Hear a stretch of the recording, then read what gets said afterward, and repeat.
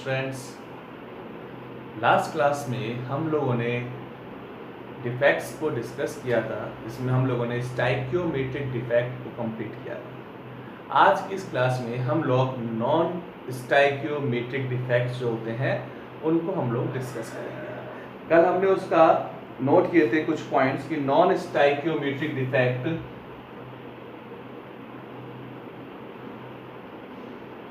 ठीक है। Non stoichiometric defect में हम लोगों ने डिस्कस किया था कि नॉन स्टाइकियोमेट्रिक डिफेक्ट होता क्या है। अपने पास स्टाइकियोमेट्रिक डिफेक्ट के अंदर आयंस का रेशियो हमेशा एम्पिरिकल फॉर्मूले के अकॉर्डिंग होता है, बट इस केस के अंदर जो अपने पास रेशियो ऑफ आयंस है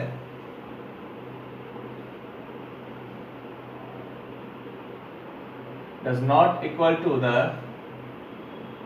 not match empirical formula of compound।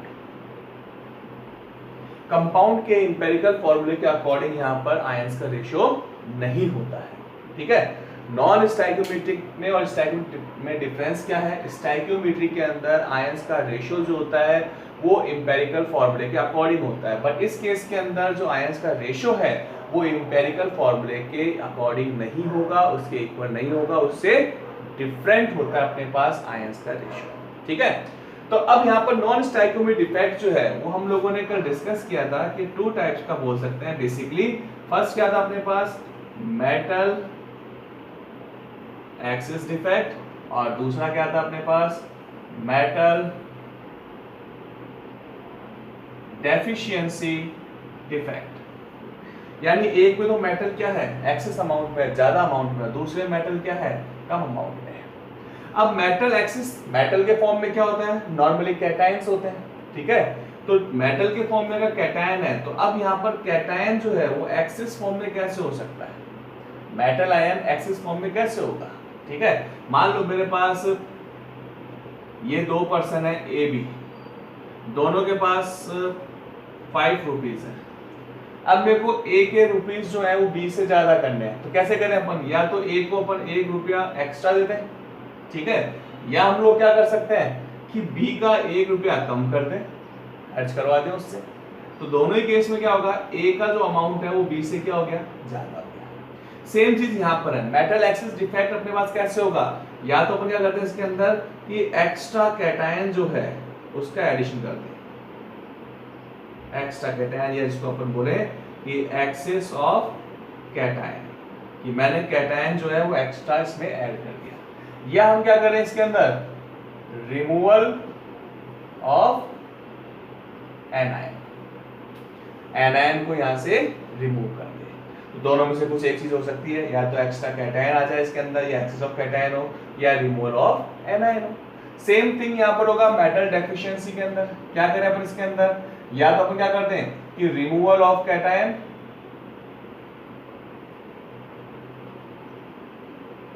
या अपन क्या लिखें इसके अंदर?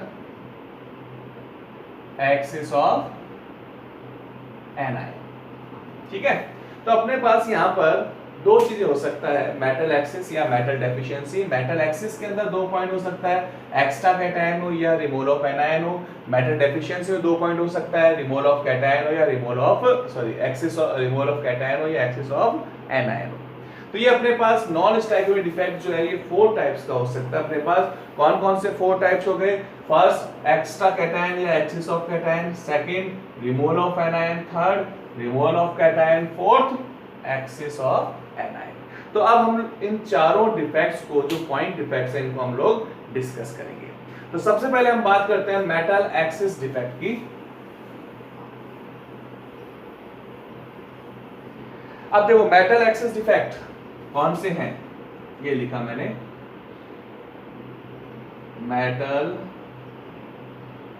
Axis defect. और मेटल एक्सिस डिफेक्ट के अंदर फर्स्ट अपने पास है एक्सिस ऑफ कैटायन। अब क्या होगा इसके अंदर?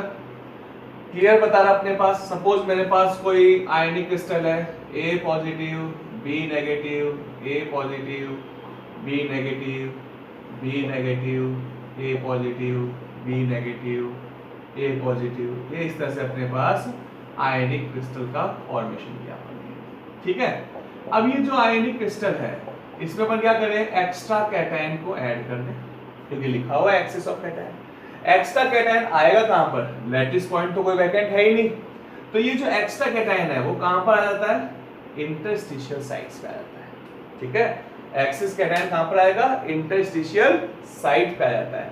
अगर एक्स्ट्रा कैटायन इंटरस्टिशियल साइट्स पे आ गया तो अब देखो भाई यहां पर नंबर ऑफ कैटायन जो था और नंबर ऑफ एनायन।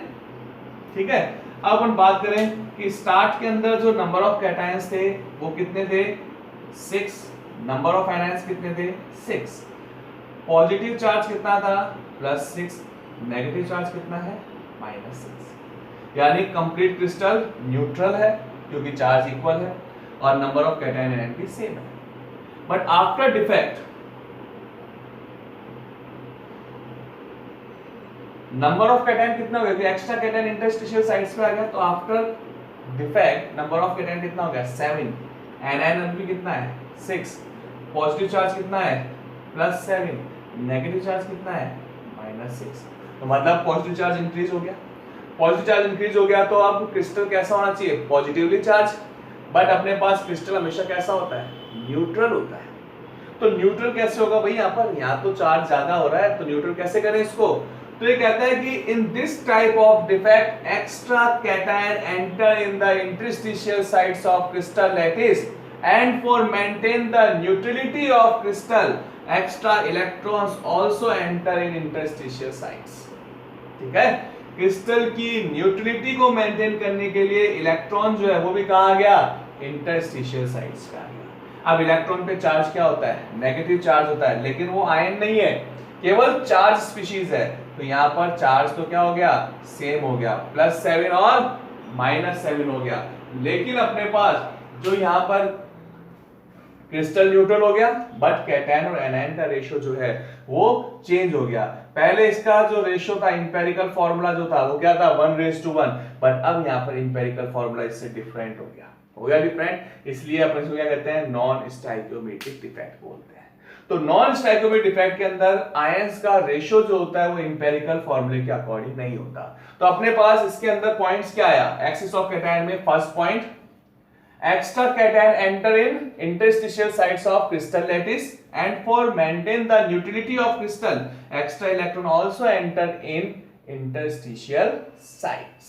ठीक है, तो cation and electron enter in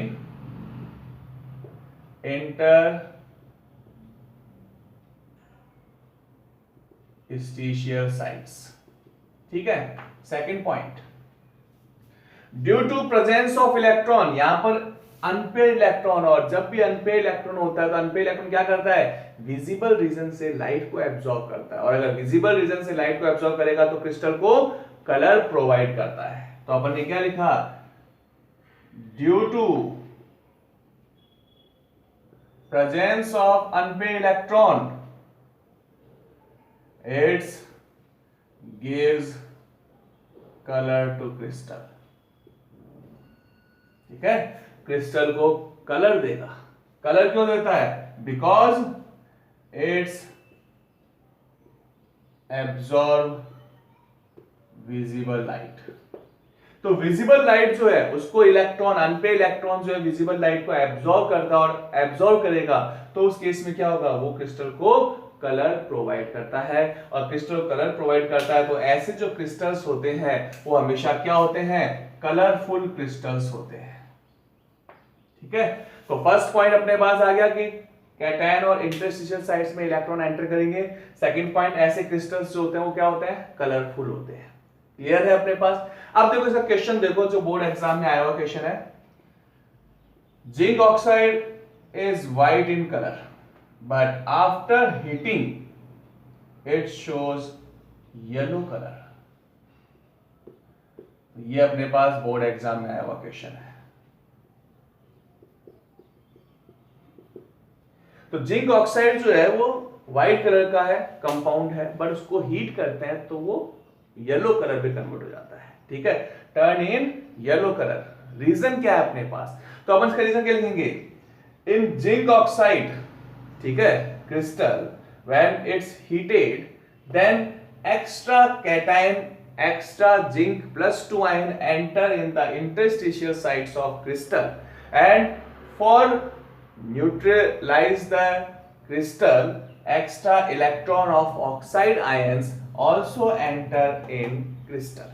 ठीक है, तो यहां पर जिंक ऑक्साइड जो है अपने पास, इसके अंदर क्या होगा, एक्स्ट्रा जिंक प्लस 2 आयन जो है वो इंटरस्टिशियल साइट्स पे आ जाता है और इसको क्रिस्टल को न्यूट्रल करने के लिए जो एक्स्ट्रा इलेक्ट्रॉन्स हैं वो कहां पर आ जाएगा, इंटरस्टिशियल साइट्स पे आ जाता है। और ये जो एक्स्ट्रा इलेक्ट्रॉन जो होते हैं उनके कारण क्या होगा, कलर कैसा हो जाएगा, येलो कलर हो जाएगा, क्योंकि ये जो अनपेड इलेक्ट्रॉन्स हैं वो विजिबल रीजन से लाइट को एब्जॉर्ब करते हैं और क्रिस्टल को कलर प्रोवाइड करते हैं। तो अपने पास पॉइंट क्लियर हो गया कि जिंक ऑक्साइड को जब अपन हीट करते हैं तो वो येलो कलर का हो जाता है, उसका रीजन क्या है। नेक्स्ट पॉइंट की बात करते हैं अपन, ये हो गया अपने पास axis of cation. Second point अगर अपन बात करें यहां पर, तो अपने पास जो सेकंड डिफेक्ट थी वो क्या था अपने पास, डेफिशिएंसी ऑफ और रिमूवल ऑफ एनायन। ये अपन बात करें यहां पर रिमूवल ऑफ एनायन, कि अगर मैं कैटायन को एंटर कर दूं तो भी मेरे पास नंबर ऑफ मेटल्स जो है वो एक्सेस हो जाएगा, और अगर मैं एनायन को रिमूव कर दूं तो उस केस के अंदर भी मेरे पास मेटल एक्सेस डिफेक्ट होगा। कैसे होगा, सपोज मेरे पास ये आयनिक क्रिस्टल है,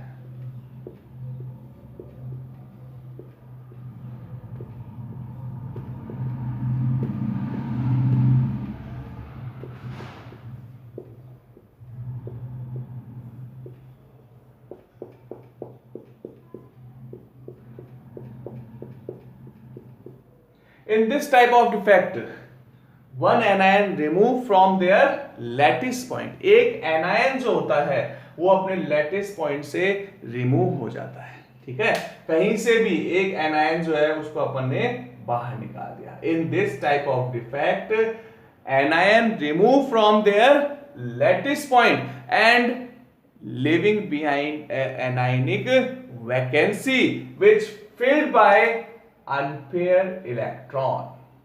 ठीक है, क्या बोला अपन ने, इन this type of defect anion remove from crystal and leaving behind an ionic vacancy which is filled by unpaired electron। इस टाइप के डिफेक्ट में एनायन जो होता है वो क्रिस्टल से बाहर निकल जाएगा और उसकी जगह जो एनायनिक वैकेंसी बनती है उसमें एक इलेक्ट्रॉन आ जाता है। ठीक है, that lattice point is called F centre. ठीक है, that lattice point is called F centre. इसका मतलब ये हुआ कि जहां से अपने पास एनायन बाहर निकलता है उस जगह पे एक इलेक्ट्रॉन जाता है और उस लैटिस पॉइंट को बोलते हैं एफ सेंटर। और एफ सेंटर का जो एफ है वो अपने पास जर्मन वर्ड फोरबेन जेंटर से लिया है, और फोरबेन जेंटर का मतलब क्या होता है अपने पास, कलर। इसका मतलब क्या हुआ कि ये जो क्रिस्टल्स होते हैं ये भी सब क्या होते हैं, कलरफुल क्रिस्टल्स होते हैं। ठीक है, तो अपने पास यहां पर रिमूवल ऑफ एनायन में क्या क्या पॉइंट आ गया, एनायन रिमूव हो जाएगा, उसकी जगह पे एक इलेक्ट्रॉन आ जाएगा, जिस पोजीशन पे इलेक्ट्रॉन आता है उसको अपन क्या बोलेंगे, एफ सेंटर बोलते हैं।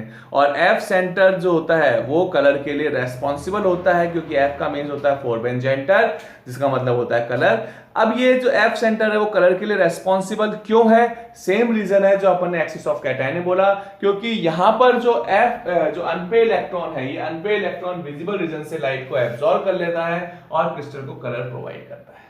ठीक है, तो अपने पास पॉइंट जो थे वो पॉइंट आ गए अपने पास, क्या क्या पॉइंट आ गए यहाँ पर, कि एनायन जो है वो रिमूव हो जाएगा, क्लियर लिखा हुआ है, उस जगह क्या आ जाएगा, इलेक्ट्रॉन को क्या बोलेंगे, एफ सेंटर। और ये एफ सेंटर जो अनपेड इलेक्ट्रॉन है वो विजिबल रीजन के कारण क्या करता है, कलर प्रोवाइड करता है क्रिस्टल को। तो क्वेश्चन क्या आया अपने पास, sodium chloride yellow in colour, ठीक है, लिथियम क्लोराइड पिंक कलर, ऐसे अपने पास पोटेशियम क्लोराइड वॉयलेट कलर। तो ये कलर क्यों प्रोवाइड कर रहे हैं? सोडियम क्लोराइड येलो कलर का है, क्यों है? पोटेशियम क्लोराइड वॉयलेट कलर का है, क्यों है? लिथियम क्लोराइड पिंक कलर का है, इसका रीजन क्या है? तो यहाँ पर अपने पास जो कलर प्रोवाइड कर रहा है उसका रीजन क्या आएगा? तो अपने पास क्वेश्चन आएगा sodium chloride shows yellow colour, why? तो हम क्या लेंगे? इन sodium chloride crystal metal axis defects are present. In this type of defect, one anion removed from the crystal lattice and leaving behind anionic vacancy which is filled by electron that is called F center. Due to presence of this unpaired electron, these crystals show yellow color. ठीक है, सब में answer यही देना है अपने को। तो अपन क्या पॉइंट बोल सकते हैं कि इस तरह के जो क्रिस्टल्स होते हैं इसमें एक एनायन जो है वो रिमूव हो जाता है, और एनायन रिमूव होगा तो उसकी जगह पे एक इलेक्ट्रॉन आ जाएगा जिसको अपन बोलते हैं एफ सेंटर। और ये जो एफ सेंटर है अपने पास, इसमें जो अनपेड इलेक्ट्रॉन है वो विजिबल रीजन से लाइट को एब्सॉर्ब करता है और क्रिस्टल को कलर प्रोवाइड करेगा।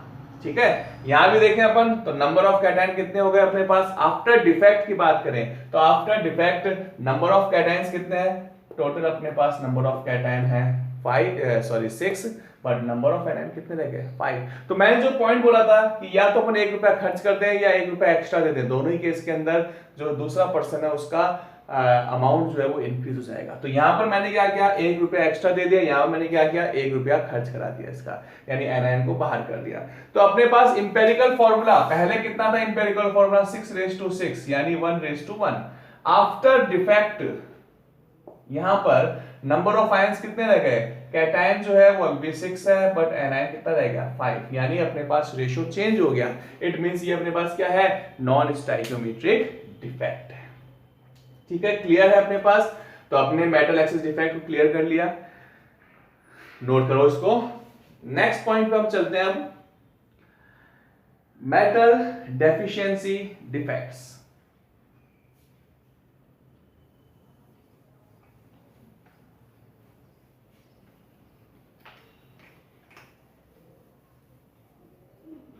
अब बात करें अपन मेटल डेफिशिएंसी डिफेक्ट की बात करें तो मेटल डेफिशिएंसी डिफेक्ट जो है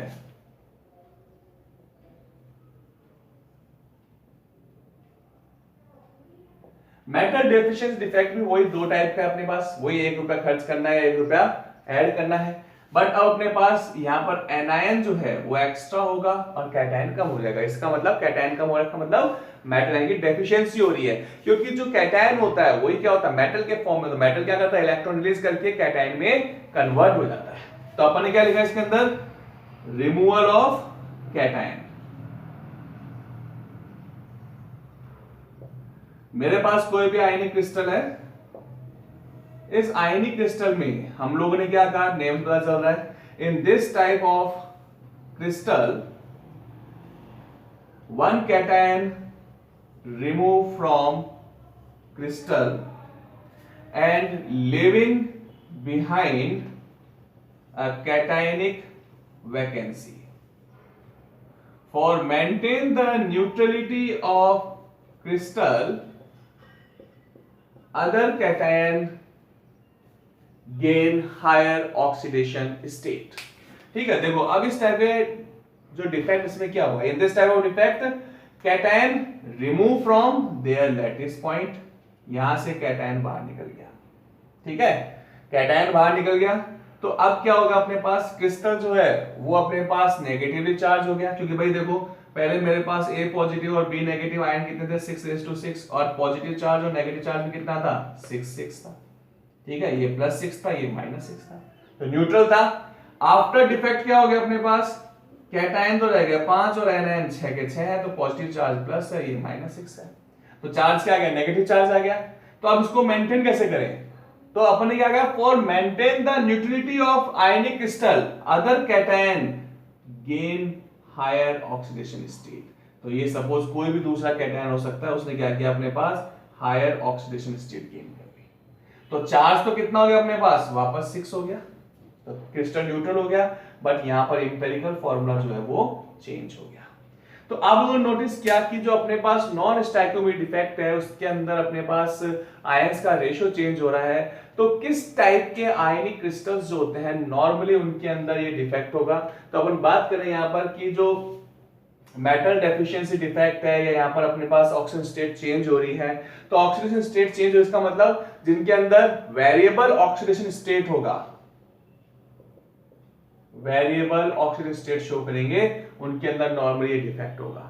और नॉर्मली ये जो वेरिएबल ऑक्सीजन स्टेट वाला जो पॉइंट है वो किसमें होता है, ट्रांजिशन एलिमेंट्स में होता है। तो ट्रांजिशन एलिमेंट्स जो होते हैं उनमें बेसिकली इस टाइप की डिफेक्ट्स होती हैं, ठीक है। ट्रांजिशन एलिमेंट कौन से, फेरस ऑक्साइड हो सकता है, निकल ऑक्साइड हो सकता है। तो जितने भी अपने पास ये ट्रांजिशन एलिमेंट ऑक्साइड्स हैं या क्रिस्टल्स जो हैं उनमें नॉर्मली अपने पास मेटल डेफिशिएंसी डिफेक्ट होता है या अपने पास नॉन स्टोइकोमेट्रिक डिफेक्ट होता है। अब देखो यहां पर अपने पास अपन ने पॉइंट्स नोट कर ही लिए हैं कि कैटायन बाहर निकल जाएगा, क्रिस्टल न्यूट्रल करने के लिए other cation higher oxidation state gain कर लेता है, ठीक है। अब अपन पॉइंट करें इसके अंदर एग्जाम्पल लें तो बहुत सारे एग्जाम्पल है। एक एग्जाम्पल है जो बहुत फेमस है, ferrous sulphide is called fools gold.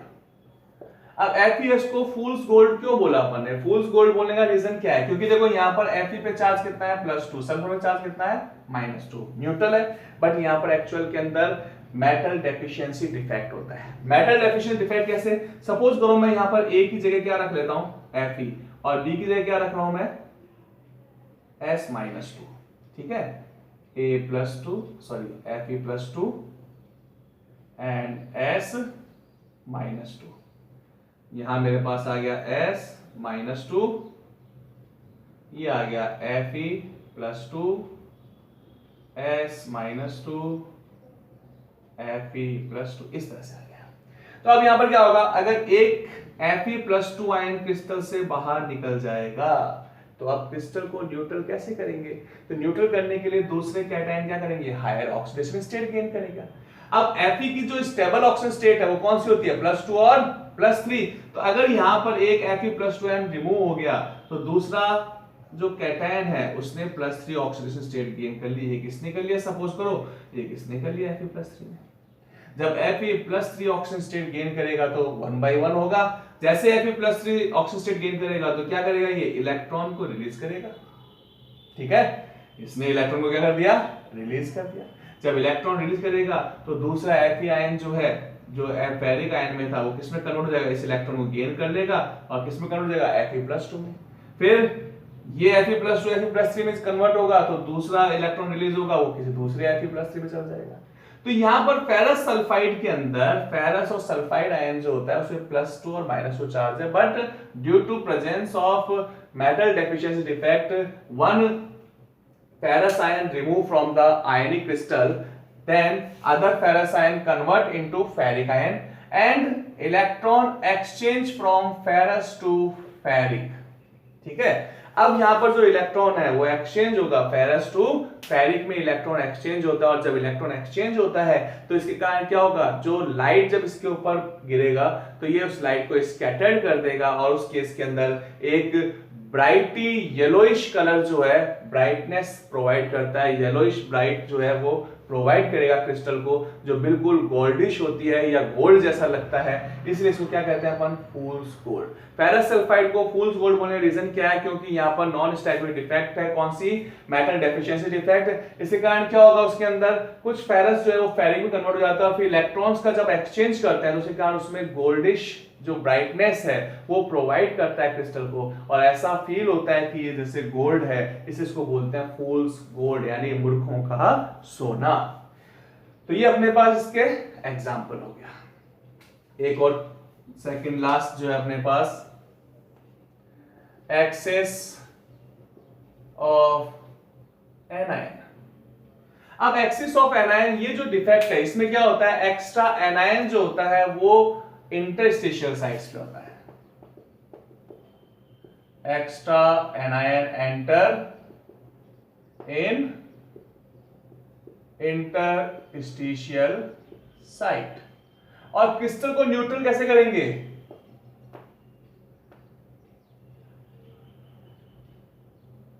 Increasing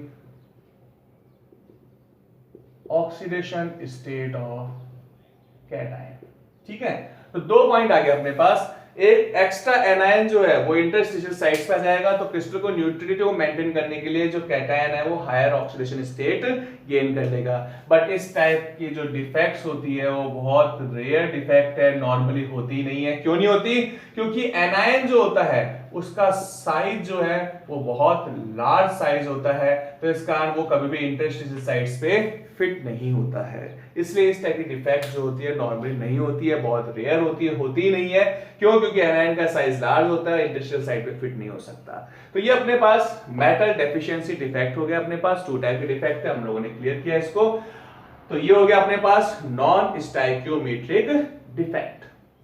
last one अपने पास है इंप्योरिटी डिफेक्ट, जो हम लोग डिस्कस कर लेते हैं। इंप्योरिटी डिफेक्ट में क्या करना है अपने को? कुछ ना कुछ इंप्योरिटी को ऐड करना है। सपोज मैंने क्या किया, इसके अंदर एक क्रिस्टल ले लिया, सोडियम क्लोराइड क्रिस्टल लिया मैंने। ये मेरे पास है सोडियम आयन, और ये है अपने पास Cl, Na+, Cl negative, Cl negative, Na positive, Cl negative, Na positive, Na positive, Cl negative. ये आयनिक क्रिस्टल है। अब क्या होता है, जैसे अपन इस आयनिक क्रिस्टल में किसी दूसरे कंपाउंड की इंप्योरिटी ऐड करें, जैसे सपोज करो मैंने सोडियम क्लोराइड के अंदर स्ट्रांशियम क्लोराइड की इंप्योरिटी ऐड कर दी। अब स्ट्रांशियम क्लोराइड के अंदर देखो Cl जो है वो तो कॉमन है दोनों में, बट यहां पर सोडियम पे चार्ज है +1 और स्ट्रांशियम पे चार्ज कितना होता है? +2। तो अगर अपने पास इस टाइप के डिफेक्ट को क्या कहते हैं? In impurity defect when add the impurity of other compound in crystal, then if enter one cation in crystal lattice, then remove 2 or more than 2 cation from the crystal lattice for neutrality, maintain the neutrality of ionic crystal. For example, in sodium chloride crystal, when add impurity strontium chloride, the strontium charge +2 and sodium charge +1, then enter the one strontium ion in the crystal, then remove 2 sodium ions from the ionic crystal. अगर एक स्ट्रांशियम ion enter करेगा तो 2 sodium ion बाहर निकलेगा। क्यों?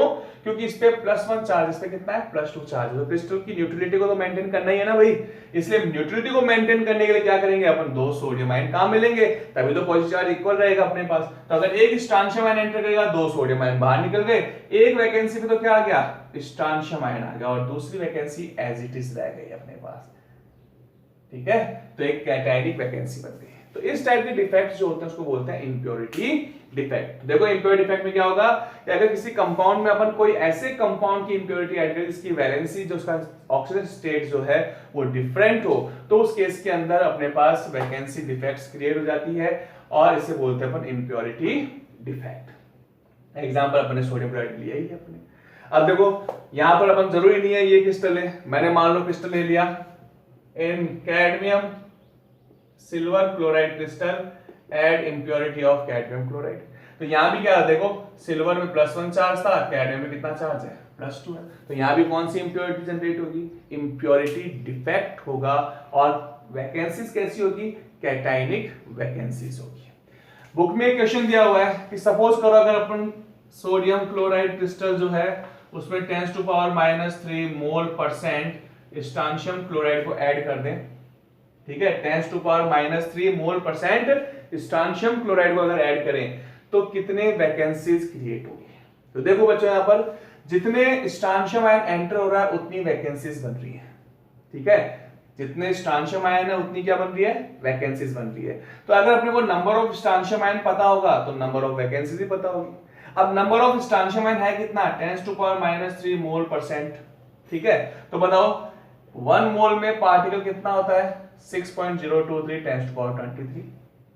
तो 10⁻³ मोल में कितना होगा? मल्टीप्लाई 10⁻³।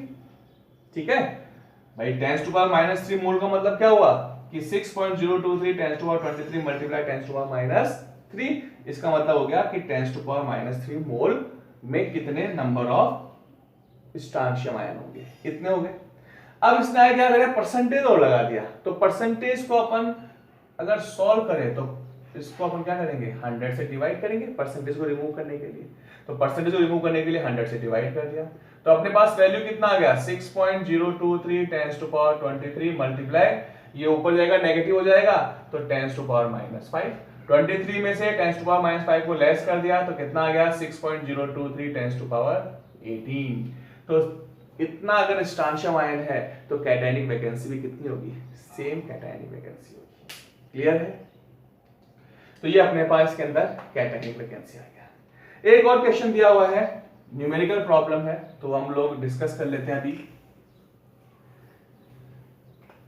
निकल ऑक्साइड जो क्रिस्टल है, ठीक है, निकल ऑक्साइड, यहां पर इनका रेशियो जो है वो 1:0.99 या 98 अपने पास का रेशियो है कि निकल तो 0.98 और ऑक्सीजन में कितना है 1 है। इसका मतलब क्या हुआ, अगर रेशियो ये आ रहा है तो ये नॉन स्टाइकियोमेट्रिक कंपोजिशन को रिप्रेजेंट कर रहा है कि यहाँ पर कुछ निकल जो आयन है वो क्या हो गए हैं, क्रिस्टल से रिमूव हो गए हैं, और जब क्रिस्टल से रिमूव हो गए तो अदर निकल आयनों ने हायर ऑक्सीडेशन स्टेट गेन किया है। तो अब यहाँ पर अपन क्या कर रहे हैं कि यहाँ पर अपने को पता करना है कितना निकल +2 आयन का कंपोजिशन है, कितना निकल +3 आयन है।